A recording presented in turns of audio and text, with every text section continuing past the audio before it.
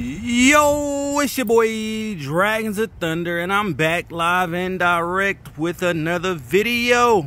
So right now I'm about to feed Azula and Naga, and I'm gonna remove Naga because I want to give Azula a big hornworm, and Naga might steal it.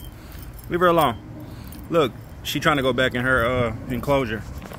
All right, so we're gonna give Azula these big old hornworms. Come on. Hey, mama, look.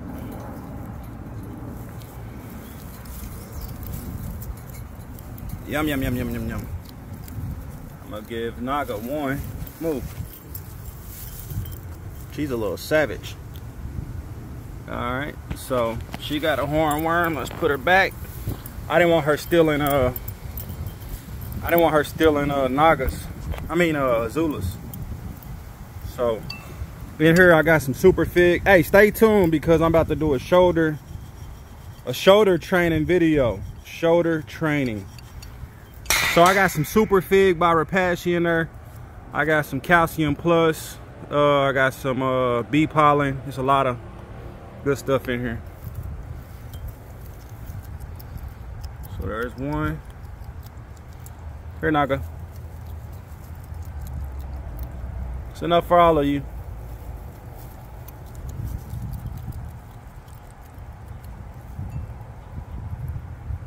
Here, Naga. Oh, well. Azula got it.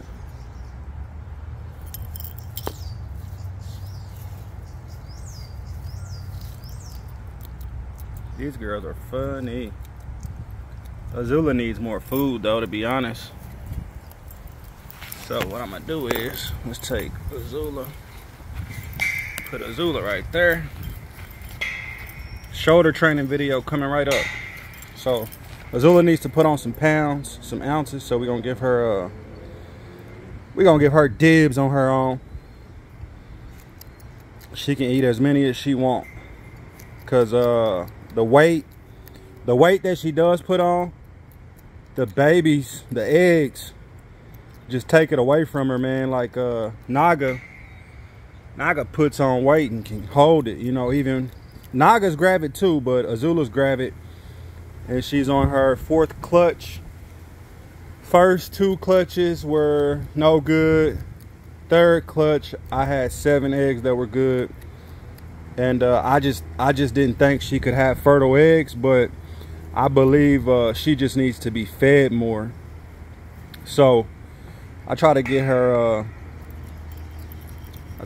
stuffed, you know, and I give her lots of greens. She eats her greens. I gave her a couple of fuzzies the other day. That it? You don't want no more? Get one more, mama. Get one more. No? Maybe if I give it to her. Here. Alright, now let's let Naga get a little. Y'all notice my dragons don't run off, right? Look, here.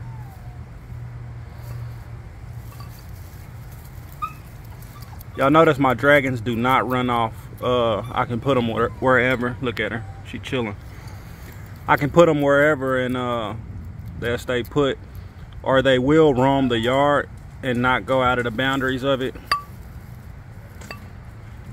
And you see they getting a lot of that calcium and fig, bee pollen, multivitamins. So they do get a lot of it. That's it for her. So anyway, that's the feeding I want to show you guys. Now let's talk about shoulder training. Shoulder training. Yep, so I'm back inside. I didn't want to stay outside with I didn't want to stay outside and do the shoulder training. So we're in here. I have Fang, as you can see. I have Fang with me. Azula and Fang, Naga and Fang were kind of hard to shoulder train. They were my wildest dragons I ever had. E-Ray was the easiest. Azula was real easy. Oh, Aang's not all the way shoulder trained right now. And I should have brought him, but oh well, he was eating, so I left him alone. Look at this, man. But he was eating, so I left him outside eating in his bowl. When you first get your bearded dragon, 6 weeks old, 8 weeks old, 10 weeks old, whatever, it don't matter. I don't care how old that dragon is. You need to start, you should start shoulder training immediately. When they're little babies, you can go back on all my videos and you can see me doing it. When they little bitty babies, you start putting them on your shoulder. And what you'll do is, instead of sitting down, because if you're sitting down, they're going to jump off immediately. They're going to jump off, run off, or whatever. So when you first get them, you put them on your shoulder and you walk around your house. You can do dishes, you can do laundry, feed the other animals, stuff like that. I'm in my son's room. But yeah, so you put them on your shoulder and you walk around the house and you just do regular daily chores. Brush your teeth. You brush your teeth with your dragon on you, on your shoulder. Brush the teeth, do dishes, things like that, laundry, yada, yada, yada. So you start off like that. Boom. After a week or two, you progress with going outside. Now, the reason I say start inside is because if your dragon jump off, you want to be on something soft like carpet or an area where they won't damage bones and break bones and stuff like that. So after a week or two, if you feel confident and you know your dragon will not just skydive off of your shoulder, you proceed outside. If it's fall or winter, if it's not below 45, 50 degrees and the sun is out, you still can take your dragon outside and have them on your shoulder. As long as they don't touch the cold ground, they'll be fine. So take them outside, even if it's cold, kind of cold, and walk around outside with them on your shoulder. So let them get used to walking around outside on your shoulder. And once you do that, you'll up the ante and you'll go into level 3. I call it level 3, where you take them to PetSmart, Petco, Fat Jack's Farms. You take them to animal places that they're allowed to be in. You can go to Home Depot, Lowe's, plant nurseries and stuff like that, hardware stores. Take them there, give them about 20 to 30 minutes inside and walk around. So with that, you're training them to be on your shoulder and tame enough to be around other people. During this time, when you go out in public at the level 3 training phase, people will come up to you and ask to hold your baby. They will ask you all kind of questions. Where'd you get it? Yada, yada, yada. And you can, at that time, you don't have to, but allow other people to hold your baby. So at the same time, you're people training, people taming, and shoulder training at the same time. Level 3 takes me about a month. It takes me about a month with well, level 3 for me now takes about a week or two. But in the beginning with wild dragons like Naga, Aang, and this guy, it takes a little longer. But Azula and Ire, I did it like immediately. Matter of fact, I think I did it immediately with Fang too, but he really wasn't ready. But normally it'll take a couple of months to get them all the way good to go out in public. And so once you do that, you know, if you in the stands at a soccer game, a volleyball game, stuff like that, and it's not super duper loud, you know what I'm saying? Like it's not a super duper big crowd, you will then be able to take your dragon to soccer games, volleyball games, football. I don't know. Football is kind of loud. Basketball is kind of super loud too in the gym. So I don't know. I don't advise y'all to do it, but I will do it. And I'll make sure that my dragons are comfortable with it before I do that by taking them to the stores and stuff.